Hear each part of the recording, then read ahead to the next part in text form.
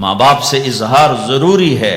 یہ سارے وہ رشتے ہیں جن کو میرے نبی نے قرآن سنو ماں باپ کے لیے وَخْفِضْ لَهُمَا جَنَاحَ الذُّلِّ مِنَ الرَّحْمَةِ وَقُلْ رَبِّ ارْحَمْهُمَا كَمَا رَبَّيَانِي صَغِيرًا. ہاں ماں باپ کے لیے اپنے پر پھیلا دو، پر بچھا دو. کیوں بھائی؟ انسان کے پر ہوتے ہیں یا بازو ہوتے ہیں؟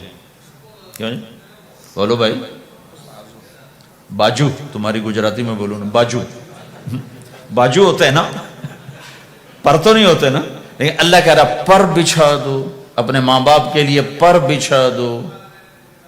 پر بچھانے کا کیا مطلب؟ میں بتایا کرتا ہوں کہ اس آیت کو کسی تفسیر سے میں نہیں سمجھا، نہ کوئی تفسیر والا یہ تفسیر کی طرف جائے گا. یہ جو میرا کالج کا ایک دور ہے، ایک تبلیغ کا دور ہے. کالج دور میں جب ہمارے گاؤں کے قریب دریائے راوی ہے، اس کے کنارے جنگل تھا بہت بڑا، اس میں ہم شکار کھیلنے جاتے تھے.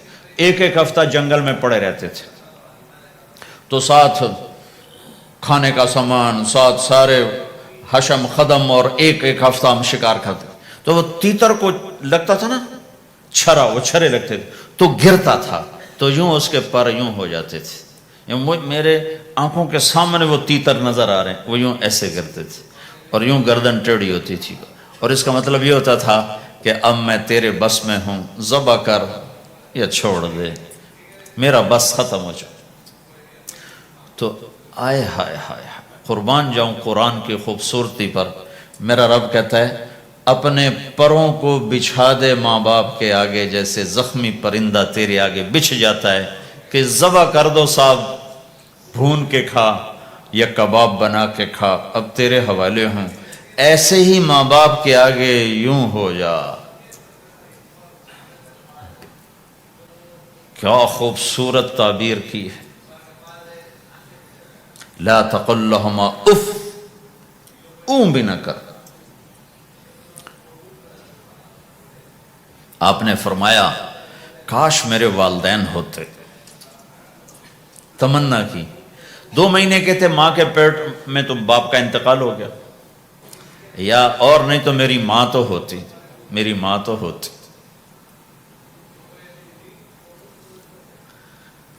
اور میں عشاء کی نماز کے مصلی پہ کھڑا ہوتا اور میں سورۃ فاتحہ شروع کر چکا ہوتا، اور ادھر سے میری ماں کہتی محمد، تو میں ماں کے لیے نماز توڑ دیتا. میں کہتا لبیک یا اماں. حج کا سفر ہے، 63 سال عمر ہے، ماں کو فوت ہوئے 57 سال گزر چکے ہیں. آپ حاجیوں کے ساتھ ابوا سے گزرتے ہیں، 10 میل آگے بستی ہے، پہلے قبر آ جاتی ہے. آپ نے احرام باندھا ہوا ہے، سر ننگا ہے، اپریل کا مہینہ ہے، ماں کی قبر سے گزرے. 57 سال میں آدمی کیا کچھ نہیں بھول جاتا، لیکن میرے نبی کے دل کا زخم اسی طرح بھرا نہیں ہے، اسی طرح تازہ ہے. آپ اونٹنی سے اتر گئے اور ماں کی قبر کے سرانے آ کے یوں بیٹھے، گھٹنے اٹھائے اور ہاتھ یہاں رکھے اور سر دیا گھٹنوں میں ایسے، اور یوں سر نیچے کر کے جو روئے ہیں جیسے چھوٹے بچے روتے ہیں. آپ نے دیکھا چھوٹے بچے گھروں میں ایسے روتے ہیں ایسے. ہم بھی بہت روئے اس طرح منہ گھٹنوں میں دے کر. تو میرے نبی گھٹنوں میں منہ دے کر جوں روئے جوں روئے جوں روئے، کئی گھنٹے روتے رہے. سن 2000 میں حضرت آمنہ کی قبر کی زیارت کے لیے پہنچا. ڈھونڈتے ڈھونڈتے اللہ نے پہنچایا، ایک رہبر کو ساتھ لیا. وہ پہاڑوں کے اندر وہ قبر ہے، تو وہ اندر ہمیں لے گیا. راستہ کوئی نہیں تھا، جس کو پتہ ہو وہ پہنچا سکتا ہے، ویسے کوئی نہیں جا سکتا. کالے پہاڑ، چھوٹے چھوٹے کانٹے دار جھاڑیاں. ایک پہاڑی ہوگی اتنی اونچی جتنی آپ کی چھت ہے، اس کے اوپر باقی پہاڑ تو ایسے تھے، نوک نکلی ہوئی. وہ اوپر فلیٹ تھا، کوئی 10 بائی 10 تقریباً. وہاں میرے نبی کی ماں آرام کر رہی تھی. تو میں نے چاروں طرف دیکھا تو 2000 یعنی صرف 12 سال پہلے جنگل ویرانہ وحشت، 1400 سال پہلے یہاں کیا ہوگا؟ میں اللہ کی بے نیازی سے کانپ رہا تھا کہ میرے رب جس کی خاطر تو نے کائنات بنائی، یہاں اس جنگل میں اس پہ اتنا امتحان ڈالا، وہ بھی 6 سال کی عمر میں، باپ دیکھا نہیں، بہن کوئی نہیں، بھائی کوئی نہیں، خالہ کوئی نہیں، کوئی ساتھی کوئی نہیں۔ 3 دن بعد یہ موت آتی تو مکے میں آتی تو کئی سینے سے لگاتے، 3 دن پہلے یہ موت آتی تو مدینے میں آتی، کئی سینے سے لگاتے، مدینے سے بھی نکالا اور مکے سے بھی دور کیا، اور جنگل کے اندر صرف 25 سال کی عمر میں اما آمنہ رضی اللہ تعالیٰ عنہ پہ موت نے وار کیا، اور اللہ کے نبی گھبرا گئے۔ 6 سال کے بچے کو سمجھ میں نہیں آ رہا کہ یہ کیا ہو رہا۔ حضرت آمنہ بول نہیں پا رہے، مجھے لگتا ہے غالباً ہارٹ اٹیک ہوا ہوگا۔ 3 افراد، والدہ، خادمہ ام ایمن اور میرے نبی، اور حضرت آمنہ یوں تڑپ رہی تھی، ایسے پہلو بدل رہی تھی، تڑپ رہی تھی، اور آپ سہمے ہوئے بیٹھے تھے اور سمجھ میں نہیں آ رہا تھا ہوا کیا ہے۔ پھر حضرت آمنہ نے آخر میں اپنے آپ کو، ہارٹ اٹیک میں بولا نہیں جاتا، مجھے ہوا تھا تو مجھے پتا ہے بولا نہیں جاتا، آخر بجھتی شمع بھڑکی کا بیٹا ہر زندہ نے مرنا ہے، ہر جوانی نے ڈھلنا ہے، اور لگتا ہے میرے جانے کا وقت آ چکا ہے۔ ولد تو طہرن، تو ایسا پاک ہے کہ تیرے ذریعے سے سارا عالم پاک ہوگا۔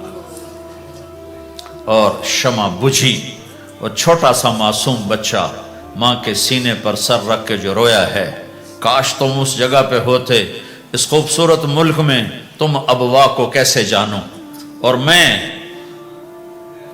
تمہیں کیسے بتاؤں۔ میں ہزاروں دفعہ یہ قصہ سنا چکا ہوں، مجھے ہر دفعہ رونا آتا ہے کہ میں وہاں اپنے آپ کو محسوس کرتا ہوں کہ ہائے، یہاں اس جگہ اتنا بڑا امتحان، اور صرف 6 برس کا، کون وہاں قبر بنانے آیا؟ کوئی گزرے ہوں گے، ویسے تو کسی کے بس میں نہیں وہاں قبر بنانا۔ جب پہاڑ سے نیچے اترے تو ہمارے نبی پھر بھاگے۔ جب ام ایمن اوپر پہنچی ہیں تو کیا منظر تھا کہ ابوا کے پہاڑ بھی روئے اور زمین آسمان بھی روئے، اور ہر پتھر رویا کہ 6 سال کا معصوم بچہ 2 جہان کا سردار ہے، جنت کا چابی بردار ہے، اللہ کا جھنڈا ان کے ہاتھ میں ہوگا، شفاعت ان کی کہ طفیل حساب ہوگا، ان کی شفاعت کے ساتھ پل پار ہوگا، ان کے صدقے جنت کا دروازہ کھلے گا، ان کے صدقے جنت میں داخلہ ہوگا، ان کے صدقے گناہوں کی معافی ہوگی۔ اور اتنی بڑی ہستی والضحیٰ واللیل اذا سجا کا ٹائٹل لینے والا، وما ارسلناک الا کافۃ للناس بشیرا ونذیرا کا ٹائٹل لینے والا، 6 سال کا بچہ، مجھے دیکھو ماں کی قبر کو سینے سے لگایا ہوا تھا اور اس کے اوپر لیٹے ہوئے تھے۔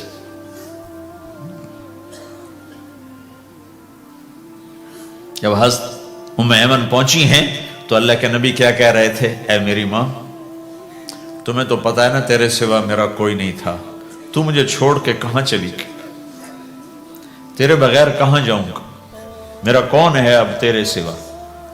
ام ایمن نے اٹھایا کہ مجھے چھوڑ دو، میں کہیں نہیں جاؤں گا، میں اپنی ماں کے سوا کہیں نہیں جاؤں گا۔ کھینچ کے اٹھایا، نیچے لائیں، اونٹنی پہ بٹھایا، 3 راتیں مسلسل روتے روتے یہ سفر ہوا۔ ہائے ہائے، کوئی آنسوں کو، آگے کوئی خالہ نہیں بیٹھی، باپ بھی نہیں بیٹھا ہوا، بھائی بھی کوئی نہیں، بہن بھی کوئی نہیں ہے، کوئی نہیں جس کے گود میں سر رکھ کے اب یہ بچہ سوئے گا، تنہائیوں کے ساتھ اب بسیرا ہے۔ تو میرے نبی کا کھانا پینا چھوٹ گیا، کچھ نہیں کھاتے تھے، سارا دن زمزم کے پانی کے چند گھونٹ پیتے تھے اور تنہا بیٹھے رہتے تھے۔ تو اس پر آپ نے یہ کہا کاش میری ماں ہوتی تو میں ایسی خدمت کرتا کہ اس کے پیچھے نماز بھی توڑ دیتا۔ ماں باپ کا ایک مقام ہے جو دین بتاتا ہے بھائی، صرف پیسہ ہی بنانا سب کچھ نہیں ہے، اور بھی دکھ ہیں زمانے میں محبت کے سوا، راحتیں اور بھی ہیں وصل کی راحت کے سوا۔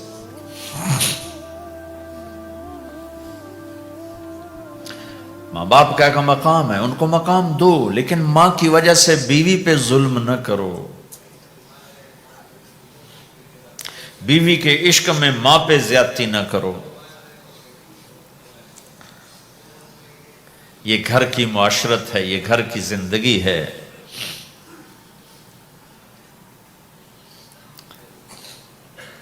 حضرت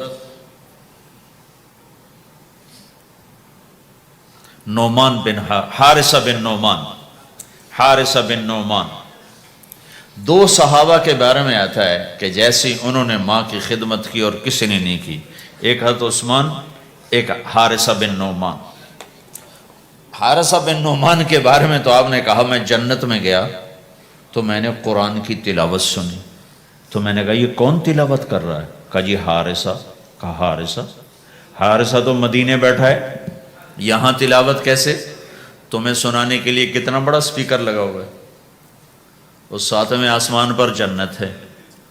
تو کہا فرشتوں نے کہ جی ماں کی ایسی خدمت کی ہے، جب قرآن پڑھتے ہیں اللہ ساری جنت کو سناتا ہے۔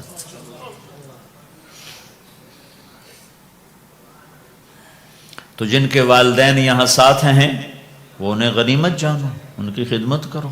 کبھی عرش پر، کبھی فرش پر، کبھی ان کے در، کبھی در بدر، غم عاشقی تیرا شکریہ میں کہاں کہاں سے گزر گیا، کبھی راستوں میں تنہا، کبھی ہوں ورود صحرا، میں جنوں کا ہم سفر ہوں، میرا کوئی گھر نہیں ہے۔ سامنے سے حملہ کرے گا شیطان، کیا میرے نبی نے اپنا کیا حملہ ہے؟ سامنے کیا ہے؟ آخرت۔ 2.5 ارب انسان ہے جو کہتے ہیں آخرت ہے ہی کوئی، دو 2.5 ارب انسان ہیں جو کہتے ہیں آخرت ہے پر ہمیں ہمارا نبی بخشوا لے گا، ہم جو مرضی کریں۔ عیسائی کہتے ہیں ہمیں عیسیٰ علیہ السلام بخشوا لیں گے، یہودی کہتے ہیں ہمیں موسیٰ علیہ السلام بخشوا لیں، باقی مذاہب والے بھی یہی کہتے ہیں ہمیں بودھا بخشوا لے گا، ہمیں رام بخشوا لے گا، ہم جو مرضی کریں۔ ٹھیک ہے، تو 1.25 ارب مسلمان بچتے ہیں جو کہتے ہیں آخرت ہے، ان پہ وار کیا کرتا ہے؟ اللہ بڑا غفور الرحیم ہے، معافی ہو جائے گی، لہذا سود بھی حلال، زنا بھی، شراب بھی، جھوٹ بھی، جوا بھی، کھوٹ بھی، دھوکہ بھی، فراڈ بھی، قتل بھی، چوری بھی، ڈاکے بھی، خیانت بھی، رشوت بھی، ماں باپ کی نافرمانی بھی، شادیاں کر کے زنا بھی، یہ ساری چیزوں پر وہ کیسے لے کر آیا کرا؟ اور اللہ بڑا غفور الرحیم ہے، معاف کر لے گا۔ آخرت ہے انشاءاللہ توبہ کریں گے، ابھی بڑا وقت پڑا ہے، توبہ کریں گے۔ یہ ان کو آخرت کا انکار نہیں کروا سکا تو اس میں ڈال دیا، گناہوں میں ڈال کے اللہ بڑا غفور الرحیم۔ میں نے کہا پھر تو حسین اور یزید کا جھگڑا ہی مٹ رہے، تم کیسے ظالم ہو؟ حسین اور یزید کو ایک ہی تخت پہ بٹھاتے، تم میرے نبی کی اولاد کے قاتل اور مقتول کو ایک ہی تخت پہ بٹھاتے، کیا ظلم کرتے ہو؟ کیوں میرے نبی کے نواسے نے جانیں قربان کر دی، بچے ذبح کروائے، سوکھا کا میرے پوتر دی باندھ روٹی میرے کو دی حال نہیں سنی گئی، میں باہر دوڑ گیا، اور میرے نبی کے نواسے کے سامنے نسل ذبح ہو رہی ہے۔ اگر شراب اور شربت میں فرق نہیں ہے، زنا اور نکاح میں فرق نہیں ہے، حلال اور حرام میں فرق نہیں ہے، جھوٹ اور سچ میں اگر فرق نہیں ہے، ناپ تول میں کمی اور ترازو کے صحیح تول میں فرق نہیں ہے، ظلم اور انصاف میں فرق نہیں ہے، محبت اور نفرت میں فرق نہیں ہے، تو پھر کربلائیں والے کیا تھے؟ نادان تھے۔ کربلا تو ایک نہیں ہے، کتنی کربلائیں ہیں، ہاں وہ بہت بڑی تھی۔ اس کے بعد ہر وہ مجمع، عورت یا مرد، افراد یا بچہ جو اللہ کے نام پہ اپنی جان کے نذرانے پیش کر گیا اور ظالموں کے ظلم کا شکار ہوا، یہ سب کربلا کے ساتھ، یہ سب حسینی قافلے کے ساتھ ہو۔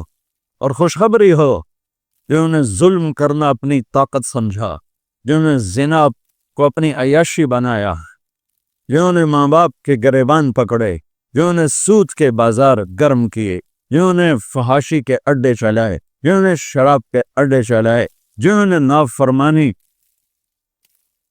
کے بازار گرم کیے، خوشخبری ہو، تم بھی شمر کے لشکر کے ساتھ کھڑے ہو گئے، تم بھی شمر کے ساتھ اختیار کر لو۔ کیسی موت چاہتے ہو؟ کس کے ساتھ کھڑے ہونا چاہتے ہو؟ حسینی قافلے کے ساتھ، نبی کے جھنڈے کے تلے یا شمر کے جھنڈے کے تلے؟ کہاں کھڑا ہونا چاہتے ہو؟ اس چند روزہ مٹ جانے والی زندگی، وَمَا الْحَيَاةُ الدُّنْيَا إِلَّا مَتَاعُ الْغُرُورِ لَعِبٌ وَلَهْوٌ وَزِينَةٌ وَتَفَاخُرٌ بَيْنَكُمْ وَتَكَاثُرٌ فِي الْأَمْوَالِ وَالْأَوْلَادِ كَمَثَلِ غَيْثٍ أَعْجَبَ الْكُفَّارَ نَبَاتُهُ ثُمَّ يَهِيجُ فَتَرَاهُ مُصْفَرًّا ثُمَّ يَكُونُ حُطَامًا وَفِي الْآخِرَةِ عَذَابٌ شَدِيدٌ وَمَغْفِرَةٌ مِّنَ اللَّهِ وَرِضْوَانٌ وَمَا الْحَيَاةُ الدُّنْيَا إِلَّا مَتَاعُ الْغُرُورِ۔ دھوکے کا گھر، مچھر کا پر، مکڑی کا جالا، کسراب بقیۃ یحسبہ الظمآن ماء، ریت میں پانی نظر آتا ہے، پانی نہیں ہے، دھوکا ہے۔ اس دھوکے کے پیچھے کون سا سودا امت کرتی ہے؟ فیصلہ قسم۔ ہاں، شیطان کا پہلا حملہ آخرت کوئی نہیں، ہم نے کہا ہے تو پھر دوسرا حملہ پیچھے سے حملہ کیا ہے؟ دنیا اتنی خوبصورت کر کے دکھائے گا، دنیا پیچھے کہ جنت یاد ہی نہیں رہے، کہے گا یہی جنت ہے۔ گلستان کالون گندا نالا تے نام گلستان کالونی کا پتہ نہیں کیوں جب بے وقوف ہیں جنہیں تو نہ گلستان کالونی رکھے، وچ گندا نالا گزر رہا ہے، نام گلستان، اکھیاں ہیں کوئی نہیں تے نام چراغ شاہ، کھوتے دا مالک بھی نہیں تے نام سوار شاہ، شادی ہوئی نہیں تے نہ اولاد شاہ۔ گلستان میں جو جوہر بھرے پڑے نام گلستان کالونی، پیچھے سے حملہ کروں گا، وہ کیا ہے؟ ان کو دنیا بڑی خوبصورت ہے، اس میں فساد تو بہت سے اس میں پھنس جائیں گے۔ آخرت ہے، اللہ غفور الرحیم ہے، آپ پہ وکھی جس، اور دنیا میں الٹے ہاتھ سے حملہ کروں گا، وہ کیا ہے؟ زنا، شراب، چوری، ڈاکہ۔ ادھر الٹا اس ہاتھ پہ وہ گناہوں والا فرشتہ بیٹھا نا، گناہ لکھنے والا، گناہوں والا نہیں، گناہ لکھنے والا فرشتہ، تو چوریاں، ڈاکے، ظلم، ستم، برائیاں، ایک پوری لائن، کتنا بڑا مجمع اس میں چلا گیا ہے۔ ادھر سے حملہ کروں گا، ادھر کیا ہے؟ نیکیوں کا فرشتہ۔ ایک طبقہ ہوگا جو آخرت کو نہیں بھلائے گا، جو دنیا کے چکر میں نہیں آئے گا، جو شراب زنا کے چکر میں نہیں آئے گا، جو سود جھوٹ میں نہیں آئے گا، وہ نیک پاک ہوں گے، ان کو کیسے چکر دے گا؟ انہیں نیکی کے تکبر میں پھنسائے گا۔ یہ پہلی صف دے نمازی جڑن، ان کو وہ زنا کی دعوت نہیں دے گا، جھوٹ بولنے کی دعوت نہیں دے گا، ان کو نیکی کے تکبر کی مار دے گا۔ یا ویکھا جو کی کر رہا ہے، اور ویکھا جو کی کر رہا ہے، اور ویکھا جو یہ ساری آنکھیں اوروں پہ ان کو لگوا دے گا، وہ ایسا اور میں تو اللہ دا فضل ہے، ہم تو اللہ کے فضل سے، اور وہ تو ایسے اور ہم تو اللہ کے فضل سے، ان کے بچے ایسے ہمارے بچے اللہ کے فضل سے۔ ان کو نہیں پتا یہ نیکی کے تکبر میں پھنس چکے، اور نیکی کا تکبر اسی طرح انسان کو برباد کرتا ہے جیسے زنا برباد کرتا ہے، جیسے سود اور جھوٹ برباد کرتا ہے، جیسے ماں باپ کی نافرمانی، جیسے بددیانتی، رشوت، جیسے چوری ڈاکے انسان کو ذلیل و خوار کرتے ہیں، ایسے ہی نیکی کا تکبر انسان کو تباہ و برباد کر دیتا۔ شیطان زنا کی تک اپنی نیکی دے تکبر شایس میں سارے آسمان سجدوں سے بھر دیے، دھرتی کو سجدوں سے بھر دیا، انا خیر منہم، میں چنگا تے ماڑا ہے، میں کہا دفع ہو جائے نامراد۔ نیکی کرنا بھی مشکل ہے اور اس کو سنبھالنا اس سے بھی مشکل۔ اس لیے میرے بھائیوں، میں ہاتھ جوڑ کے کہتا ہوں، جن کو اللہ نے نیکی کی توفیق دی ہے، اس زبان سے قطعی زبان کسی پہ نہ چلانا ورنہ تم پہ چل جائے گی۔ یہ ان آنکھوں سے کسی کے عیب نہ دیکھنا ورنہ گرفت میں آ جاؤ، کسی کو حقیر نہ جانا جا۔ اب شیطان حملہ کرتا ہے، آخرت بلاتا ہے، دنیا رنگین دکھاتا ہے، نافرمانی میں ڈالتا ہے، نیکی کے تکبر میں ڈالتا ہے، تو اب کیا کرے؟ علی تقتحم الفوارس هكذا عني وعنهم أخروا أصحابي عبد الحجارة من صفاهة رأيه وعبدت رب محمد بالصواب وعرفت عن أثوابه ولو أنني كنت المقتر بزني أثوابي لا تحسبن اللہ خاذل دینہ ونبیہ یا معشر الاحزاب، یہ اشعار فی البدی پڑھی، اس میں سے میں نے ایک کا ترجمہ آپ کو کر کے دے دیا ہے۔ تو ڈھال کیا ہے؟ دشمن سے بچاؤ۔ تو کوئی ڈھال ہونی چاہیے جو شیطان سے بھی بچاؤ ہو، وہ تو کم وقت ہمارے دل میں اتر جاتا ہے۔ تو میرے نبی کی ایک حدیث، الصوم جنہ، الصوم جنہ، الصوم جنہ، میں دہرا رہا ہوں، روزہ ڈھال ہے، روزہ ڈھال ہے، نماز ڈھال ہے نہیں، زکوٰۃ ڈھال ہے نہیں، حج ڈھال ہے نہیں، جہاد ڈھال ہے نہیں، تبلیغ ڈھال ہے نہیں، تلاوت ہے نہیں، تہجد نہیں، تسبیح نہیں، قربانی نہیں، خیرات ہی نہیں، کیا؟ روزہ شیطانی لشکر کے خلاف ڈھال ہے۔ اس لیے میرے نبی رمضان کے آنے کو پورا سیلیبریٹ کرتے تھے، اتنا نہ حج نہ نماز نہ روزہ نہ زکوٰۃ جتنا حج روزے کو میرے نبی استقبال کرتے گا۔ کوشش فرمائیں ہمارے روزے قبول ہوں، اور اس میں جو چیزیں اللہ کو پسند ہیں وہ کرتے جائیں گے تو انشاءاللہ روزہ قبول ہو جائے گا۔ تراویح کا اہتمام فرمائیں، تہجد کا اہتمام فرمائیں، بہت آسان ہے، کھانا کنٹرول میں رکھیں، جو اس پر افطاری پہ جو تباہی مچاتے ہیں نا اگر وہ چھوڑ دیں تو پھر کوئی مسئلہ نہیں، تراویح پڑھنا پڑتا، تہجد پڑھنا پڑتا، ہلکا سا کھائیں، تھوڑا سا کھائیں سا، تو فروٹ لے لیں، کوئی پکوڑا لے لیں، کوئی ایک آدھ کھجور لے لیں، ایک گلاس 1.5 گلاس سادہ پانی ٹھنڈا نہ ہو وہ پی لیں، اور نماز پڑھ کے چائے پی لیں، اور عشاء پڑھ کے تراویح پڑھ کے جو مرضی کھانا ہے کھا، تو پھر انشاءاللہ آسان ہوگا۔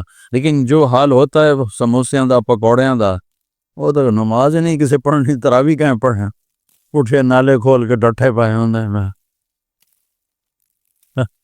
چلو سننا سے آدھا کو۔ اس سال بھی حسب روایت ایم ٹی جے فاؤنڈیشن تقسیم کر رہی ہے 20,000 مستحق خاندانوں میں راشن۔ رمضان المبارک کی بابرکت ساعتوں میں سجے ہیں ضرورت مندوں کے دسترخوان۔ آپ بھی اس محبت بھرے عمل میں اپنا حصہ ڈالیں۔ صرف 7,000 روپے سے آپ ایک خاندان کو مہینے بھر کا راشن فراہم کر سکتے ہیں۔ اس سال اپنی زکوٰۃ، صدقات اور عطیات دیتے وقت ایم ٹی جے فاؤنڈیشن کو ضرور یاد رکھیں۔ علیکم ورحمۃ اللہ وبرکاتہ۔ تو پہلے 10 دن ختم ہو گئے، جس کو کہ میرے نبی نے کہا کہ پہلا عشرہ رحمت کا ہوتا ہے، اللہ تعالیٰ کی رحمت کے دروازے کھلتے ہیں، آؤ بھائی مانگ لو، لے لو، جتنا چاہیے آ جاؤ۔ تو دوسرا جو 10 دن ہیں، جو اب کل 10واں روزہ ہے، اس کو مغفرت آپ نے فرمایا کہ اس میں اللہ پاک کی طرف سے خاص طور پر یہ جو وہ نہیں ہوتا وہ سیل لگاتے ہیں یہ تاجر دکاندار کہ بھئی سستا ہے، لے لو لے لو، لوگ ٹوٹ پڑتے ہیں، تو حالانکہ ان کا پرانا مال ہوتا ہے اور اس بہانے سے وہ نکالتے ہیں، ورنہ کون آج کسی کا بھلا چاہتا ہے، ہر کوئی لوٹنے کے چکر میں ہی ہے۔ تو اللہ کی طرف سے ایک سیل لگتی ہے، آ جاؤ بھائی، لیکن شرط یہ ہے کہ توبہ کرو۔ ایک آدمی توبہ نہیں کرتا اور ایک آدمی اللہ کے سامنے جھک کے توبہ کرتا ہے، تو دونوں میں بڑا فرق ہے۔ اگر یہ فرق اللہ نہ کرے تو پھر کربلاؤں کی ضرورت کیا تھی؟ پھر اللہ کے نبی کے نواسے کو اپنا سر کٹانے کی کیا ضرورت تھی؟ تو پھر تو سنان بن نبی انس جس نے آپ کا سر کاٹا، وہ اور حسین برابر ہو گئے۔ تو توبہ شرط لگائی کہ تم توبہ کرو، میں معاف کروں گا۔ اچھا، پھر میں اللہ کے نبی پہ قربان جاؤں، آپ نے ہمیں بڑی سہولت دے دی، آپ نے کہا ما اسر من استغفر وَإِنْ عَادَ فِي الْيَوْمِ 70 مرة۔ جس آدمی سے دن میں 70 دفعہ توبہ ٹوٹی، 70 سے مراد ہے بہت زیادہ ہو سکتا ہے 200 باری ترٹی ہوگا. جس آدمی سے 70 دفعہ توبہ ٹوٹی ہو، یعنی ایک دن میں بہت دفعہ ٹوٹی ہو اور وہ ہر دفعہ توبہ کرے، تو اللہ کی نظروں میں مجرم نہیں ہے. ایک گناہ کرے اور پکا ہو جائے وکھی جیسے سارے کرندے پہن میں کر رہا تھا کی ہو گیا، یہ بڑا خطرناک جا رہا ہے، یہ نہیں چھوٹے گا. لیکن جو گناہ کر کے روتا ہے، ایک آدمی میرے پاس آیا 2-3 دفعہ آیا، پھر تو ملاقات نہیں رہی، شراب کی عادت تھی، تو اتنے صدمے اور افسوس کے ساتھ مجھ سے کہتا میرے لیے دعا کریں، مجھ سے شراب چھوٹتی نہیں. اور ایک دن تو اتنا رویا اس کی چیخیں نکل گئی. تو اس کا معاملہ بہت آسان ہے، اور اگر کوئی توبہ پہ پکا ہو جائے، یہ تو وہ ہے کہ توبہ کرتا ہے توڑتا ہے، کرتا ہے توڑتا ہے، پھر کرتا ہے، پھر کرتا ہے، پھر کرتا ہے. ایک دفعہ جاوید چودھری صاحب مجھ سے کہنے لگے کہ آپ تو لوگوں کو گناہوں پہ دلیر بنا رہے ہیں، آپ کا نوکر اگر 3-4 دفعہ غلطی کرے آپ اسے رکھیں گے؟ میں نے کہا چودھری صاحب آپ نے طارق جمیل اور خدا کو ایک بنا دیا.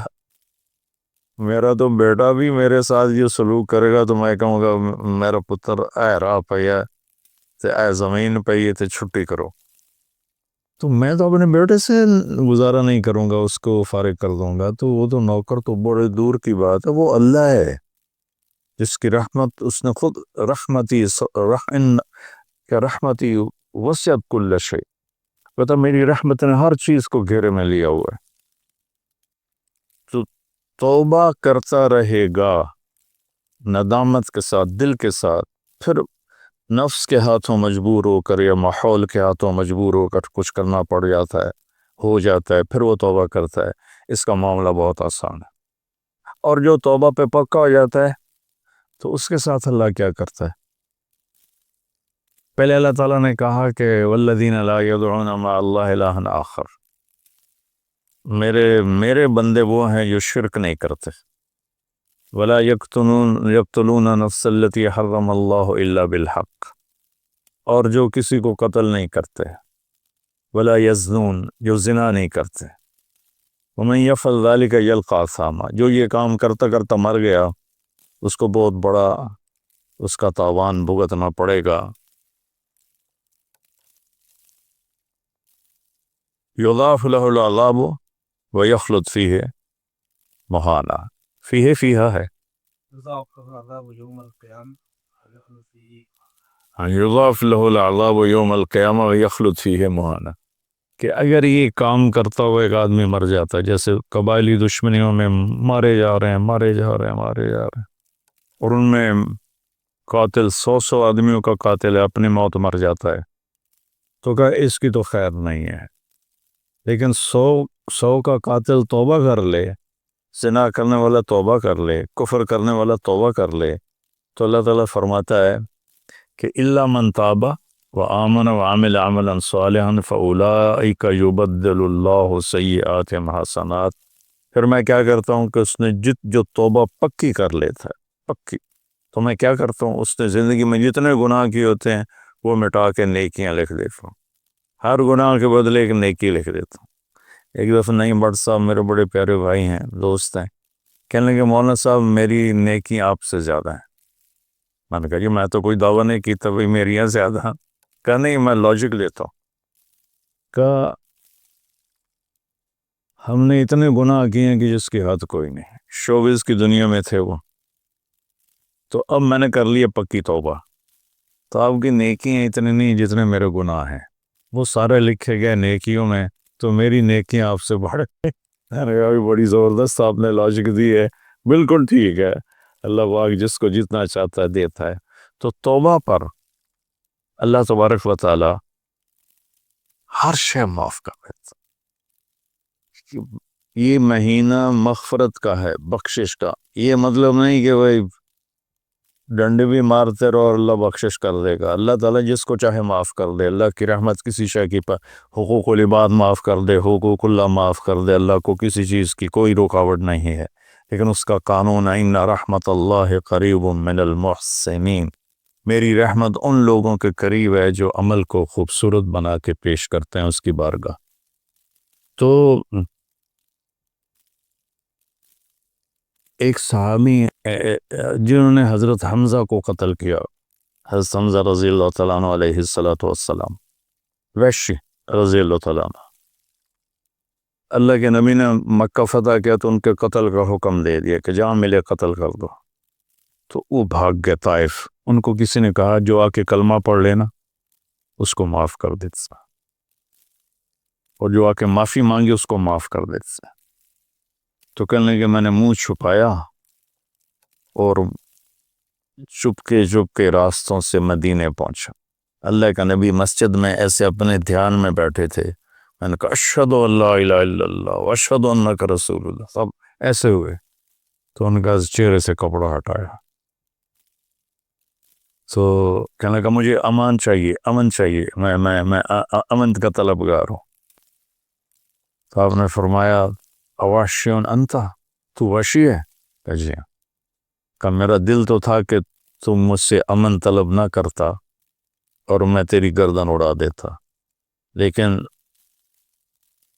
میرا رب کہتا ہے کہ وَإِنْ أَحَدٌ مِّنَ الْمُشْرِكِينَ اسْتَجَارَكَ فَأَجِرْهُ حَتَّى يَسْمَعَ كَلَامَ اللہ.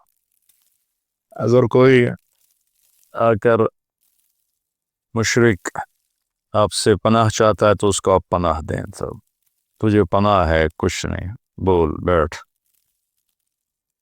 تو کہنے لگا میرے کچھ سوال ہیں. آپ نے کہا کیا؟ پھر کہنے لگا مجھے امن تو ہے نا، مجھے کہیں گے تو کچھ نہیں. آپ نے کہا نہیں کچھ نہیں کہتا. آپ کا رب کہتا ہے جو شرک کرے، قتل کرے، زنا کرے وہ جہنم میں جائے گا، جو میں نے ابھی آیت پڑھی. تو میں نے تو یہ سارے کیے ہوئے ہیں، تو کیا میرے لیے گنجائش ہے؟ آپ نے کہا اللہ کا الا من تاب وآمن وعمل عملا صالحا فاولئک یبدل اللہ سیئاتہم حسنات فکان اللہ غفور الرحیم. کہ اللہ تعالیٰ فرما رہا ہے جو توبہ کر لے، جو ایمان لے آئے، جو اچھا عمل کرے تو اللہ معاف کر دے گا. وہ کہنے لگا ایمان بھی لاؤں، توبہ بھی کروں، اچھا عمل بھی کروں، یہ تو بڑی سخت شرطیں ہیں، کوئی اور آسان اس سے راستہ ہے؟ تو آپ نے کہا ہاں. اللہ تعالیٰ کہتا ہے کہ ان اللہ لا یغفر ان یشرک بی ویغفر ما دون ذلک لمن یشاء. میں شرک معاف نہیں کروں گا، باقی جس کو چاہوں معاف کر دوں. تو اس پر کہنے لگا وحشی مجھے قتل تو نہیں کرے گا نا، مجھے امن تو ہے نا؟ آپ نے کہا ہاں ہے. کہا اچھا اگر وہ یہ کہتا ہے کہ میں شرک معاف نہیں کروں گا، باقی جس سے چاہوں معاف کروں، اگر مجھے معاف نہ کیا تو مجھے کلمہ پڑھنے کا کیا فائدہ؟ تو پھر آپ نے تیسری آیت اس کے سامنے پیش کی. کیا میرے نبی کا ظرف ہے چچا کے قاتل سے کیسی بات کر رہے، اور ایسی بے دردی سے قتل کیا گیا، ناک کاٹ لیا گیا، کان کاٹ لیا گیا، پیٹ چیر دیا گیا، کلیجہ ہندا نے چبا لیا اور سارا آنتیں نکال کے باہر پھینکنے، اور آپ ان کی میت پر اتنا روئے تھے کہ آپ کی ہچکیاں لگ گئیں. تو اللہ نے جبریل کو بھیجا کہ جاؤ میرے محبوب سے کہو کہ آپ روئیں نہیں، ہم نے حمزہ کو عرشوں پہ لکھ دیا ہے، حمزہ تو اسد اللہ و اسد رسول ہی، حمزہ اللہ اور اس کے رسول کے شیر ہیں، ہم نے عرش پہ لکھوا دیا. تو کہنے لگا اگر مجھے معاف نہ کیا تو پھر مجھے کلمہ پڑھنے کا کیا فائدہ؟ تو پھر آپ نے تیسری آیت اس کے سامنے پیش کی. یا عبادی الذین اسرفوا علی انفسہم لا تقنطوا من رحمت اللہ ان اللہ یغفر الذنوب جميعا انہ هو الغفور الرحیم. اے میرے نافرمان بندو، کتنا پیار سے بلایا نافرمانوں کو، اور میرے کہا. میرے اب آدمی سوی اولاد کو کہتا تو میرے چنے جمع ہے، جب وہ نافرمان ہو جائے تو وہ اللہ تعالیٰ کافروں سے کہہ رہا ہے، نافرمانوں سے کہہ رہا ہے اے میرے نافرمان بندو جنہوں نے اپنے اوپر ظلم کیا، تم گھبراؤ نہیں، تم توبہ کرو، میں سارے معاف کر دوں. کہنے لگا ہاں اے گل ٹھیک. پھر اس نے کلمہ پڑھا. تو اللہ کے نبی نے پھر فرمایا اچھا یہ تو بتا یار، میرا چچا تو شیر تھا، تو نے کیسے قتل کر دیا؟ پھر اس نے ساری کہانی سنائی کہ مجھے مطعم بن عدی نے کہا تھا، ان کا غلام تھے یہ، کہ تو محمد کو یا علی کو یا حمزہ کو علیہم الصلاۃ والسلام کسی ایک کو قتل کر دے تجھے آزاد کر دوں گا. تو حمزہ پر تو میں سوتے میں بھی وار نہیں کر سکتا تھا، ایسا میرے اوپر اتنا خوف تھا، اور آپ کے گرد جانا ویسے ہی مجھے پتا تھا محال ہے، چاروں طرف پیرا ہے، میں تو علی کو قتل کرنے نکلا تھا، لیکن جب میں اس کے قریب پہنچا تو اس کی نظر ایسے چاروں طرف گھوم رہی تھی، اور میں نے چھپ کے وار کرنا ہوتا ہے، تو میں چھپ نہیں پا رہا تھا، میں اس کی نظروں میں آ رہا تھا، چونکہ جیسے اس کی تلوار چل رہی تھی ویسی اس کی نظر بھی چل رہی تھی۔ تو پھر اس کو چھوڑ کے میں حمزہ کی طرف گیا تو وہ اندھا دھند، دونوں ہاتھوں میں تلوار تھی، اور دائیں بائیں نہیں دیکھ رہے تھے، بس آگے جو آ رہا تھا گاجر مولی کی طرح کاٹ رہے تھے۔ تو اس کے راستے میں ایک پتھر کے پیچھے چھپ کے بیٹھ گیا۔ جب وہ میری زد میں آئے تو میں نے برچھا پھینکا، تو ان کے لگا، تو انہوں نے مجھے ایسے دیکھا تو مجھے لگا میری جان نکل جائے گی، میں بھاگا وہاں سے ڈر کے مارے، حالانکہ مجھے پتا تھا میرا برچھا وار کر کام کر گیا ہے، تو پیچھے آوازیں اوا ہمارا اوا ہمارا، تو مجھے اندازہ ہو گیا کہ میرا کام ہو گیا۔ تو اس پر اللہ کے نبی ایسے روئے کہ پھر آپ کی آنکھوں کے لڑیاں لگ گئیں آنسوں کی، حالانکہ اس بات کو 7 سال ہو چکے تھے۔ پھر آپ نے کہا ویحک غیب عنی وجہک، اللہ تیرا بھلا کرے، میرے سامنے نہ بیٹھا کر۔ یہ بھی اس کو نقصان سے بچایا کہ کہیں میرا دل دکھ جائے دیکھ کر تو اس کا نقصان نہ ہو چکا۔ تو اللہ پاک اپنی بخشش اور رحمت کو جوڑتا ہے توبہ کے ساتھ۔ تو یہ بخشش کا 10 دن ہے کا مطلب یہ کہ ہم اپنے گناہوں پہ توبہ کریں۔ اچھا، ایک بات چلتی ہے، اللہ حقوق اللہ معاف کر دے گا، حقوق العباد معاف نہیں کرے گا۔ اللہ کی رحمت کو کبھی پابند نہیں کرنا چاہیے، اللہ جس کو چاہے معاف کر، وَيَغْفِرُ مَا دُونَ ذَلِكَ لِمَن يَشَاءُ۔ ہاں، حقوق العباد کی عدالت بڑی سخت ہے، حقوق اللہ کی عدالت نرم ہے، حقوق العباد کی عدالت سخت ہے، اس میں وہ بندہ بھی انوالو ہوا جو مظلوم ہے، تو وہ پتہ نہیں معاف کرے نہ کرے، لیکن اللہ اس کو اپنی طرف سے دے کر اور اس سے معاف کر دے، یہ اللہ کو قدرت۔ ایک آدمی نے 99 قتل کیے بنی اسرائیل میں، اللہ کے نبی نے فرمایا، اور سارے ظلم کے قتل تھے، ناحق۔ ایک قتل کرو تو قرآن میں بھی پڑھ کے سنایا کہ جہنم کی آگ ہے۔ ہمارے علاقوں میں قبائلی دشمنیاں، خاندانی دشمنیاں، اور سیاست کے نام پہ دشمنیاں، زمین پر لڑائیاں، زمین وہیں پڑی رہتی ہے، دونوں طرف کے خاندان ختم ہو جاتے ہیں، مارتا کوئی ہے، قتل کسی اور کو کرتے ہیں، اور یہ سلسلہ ایسا چلتا ہے کہ خاندانوں کے خاندان ختم ہو جاتے ہیں، اور آگے آخرت بھی برباد ہو جاتی ہے، کہ جو بچ گیا مر گیا وہ بھی جہنم میں جائے گا کہ اس نے کتنے بے گناہوں کو قتل کیا یا قتل کروایا۔ میرے نبی کا فرمان ہے، ایک آدمی کے قتل پر پوری دنیا اکٹھی ہو جہاں بھی مار دیو، اور مارنا تو ایک ٹگولی نال ٹھا ہو جانی ہے، تو 7 ارب انسان کہہ رہے ہیں مار دے، اور مارنا بے گناہ ہے، وہ آدمی قتل کا حقدار نہیں، تو اس کو اگر قتل کر دیا تو اللہ سے ایک کے بدلے 7 ارب کو جہنم میں ڈال دے گا۔ ابھی ہمارے قبائلی علاقوں میں اتنی لڑائیاں ہیں، اتنے قتل ہیں، نماز پڑھتے کو گولی مار دیتے، سو یہ خیال نہیں کرتے کہ آگے اس قتل کا جواب دینا پڑے۔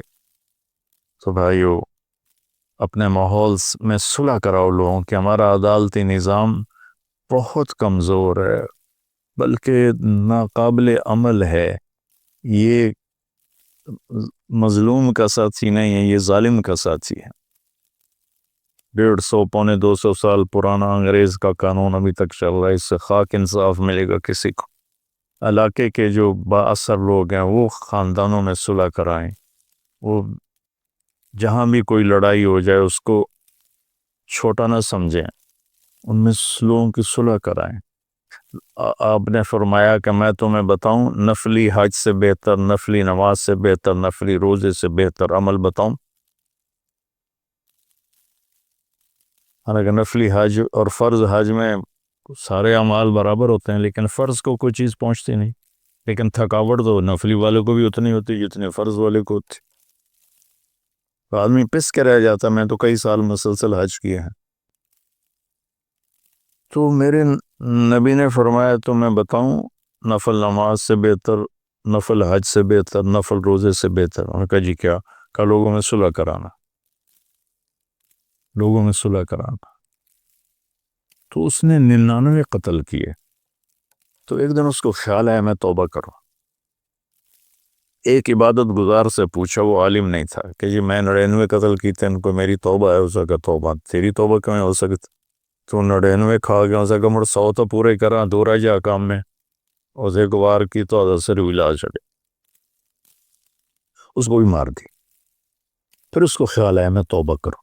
ایک عالم سے پوچھا یہ میری توبہ ہو سکتی؟ کہاں ہو سکتی؟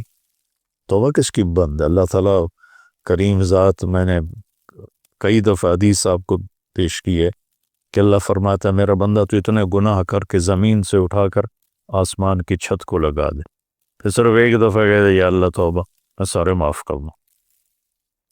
اس لیے میں کہتا ہوں کسی گناہ گار کو حقیر نہ جانو۔ میں اللہ سے سوتے ہوئے روزانہ دعا کر کے سوتا ہوں، یا اللہ میرے دل کو پاک کر دے لوگوں کی حقارت سے، اور میری زبان کو پاک کر دے لوگوں کو تکلیف دینے سے۔ روز میں اللہ سے مانگ کے سوتا ہوں۔ تو وہ کہنے گے لیکن ایک شرط ہے، توبہ پکی ہونی چاہیے، اور اس کے لیے ماحول کی تبدیلی ضروری ہے۔ یہ بستی گناہ گار لوگوں کی ہے، تو پھر کرے گا یہ کام؟ وہ سامنے بستی میں نیک لوگ رہتے ہیں، وہاں چلا جا، تو جو سب نیک لوگوں کی سنگت صحبت میں تو بدل جائے گا۔ انہوں نے کہا یہ میں تیار ہاں، میری توبہ ہو جائے گا۔ کہا ٹھیک ہے جا۔ اس اپنا جولی بستر چایا، ٹر پیا، رستے سے موت نے جھٹکا دیتا۔ اس نے جب محسوس کیا کہ موت کا جھٹکا ہے تو اس نے جمپ لگایا آگے کی طرف۔ تو جب وہ گرا تو وہ اس طرح گرا، ایسے، یہ دو ہاتھ آگے تھے اور انگلیاں ایسے تھی کہ میں آگے کی طرف بڑھ جاؤں، انتقال ہو۔ اب اللہ کو تو پتہ ہے میں معاف کر چکا ہوں، اس نے اپنے بندوں کو اپنی رحمت اور یہ ساری کہانی سنانے کے لیے دوزخ کا فرشتہ بھی آ گیا، جنت کا بھی آ گیا، دونوں میں تکرار ہو گیا۔ جنت کا فرشتہ کہے میرا مہمان ہے، توبہ کر چکا ہے۔ جہنم کا فرشتہ کہے ابھی توبہ پوری نہیں ہوئی، اس گاؤں میں جانا تھا تو شرط پوری نہیں ہوئی، لہذا میرا مجرم ہے۔ تو اللہ نے تیسرا فرشتہ بھیجا اور کہا کہ بھئی یہ اس کی ڈیڈ باڈی ہے، یہ وہ گاؤں ہے، یہ اس کا گاؤں ہے، تو دونوں طرف کا فاصلہ ناپو۔ اگر نیک لوگوں کی بستی کے قریب ہے تو جنت والے لے جاؤ، اگر اپنے گھر کے قریب ہے تو جہنم والے لے جاؤ۔ فزیکلی وہ اپنے گھر کے قریب تھا اور بستی سے، نیک لوگوں کی بستی سے دور تھا۔ تو ناپنے لگے تو اللہ نے اس زمین سے کہا سکڑ جا، اور اس زمین سے کہا پھیل گیا۔ یہ پھیل گئی، یہ سکڑ گئی، تو نیکوں کی بستی کے قریب اللہ نے کہا لے جاؤ، جنت والے لے جاؤ۔ تو اللہ تو ایسا کریم ہے، ہم نے اللہ سے ڈرا ڈرا ڈرا کے لوگوں کو بھگا دیا ہے۔ ایک پڑھا لکھا نوجوان تھا، کہنے لگا تسی مولویوں نے سڑ کو رب بھی کھو لیا، اتنا ڈرایا جے، اتنا ڈرایا جے کہ اسی ڈر کے ہی دوڑ گئے۔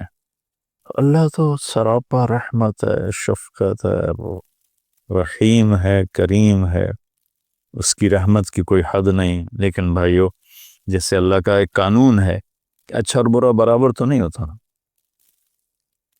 ہم دنیا میں بھی دیکھتے ہیں کہ ہم اچھے اور برے کو ایک جیسا نہیں سمجھتے، تو ہم توبہ کریں، لوگوں سے توبہ کروائیں، تو انشاءاللہ ہم اللہ کی بخشش کے سائے میں آ جائیں گے۔ السلام علیکم۔ غریب کا سال بھر کا روزہ مل کر افطار کروائیں۔ اس رمضان مولانا طارق جمیل فاؤنڈیشن لا رہی ہے تقسیم رحمت رمضان راشن پروگرام۔ تقریباً 3000 مستحقین کے گھر راشن پہنچانے میں ہمارا ساتھ دیں۔ صرف 4200 روپے میں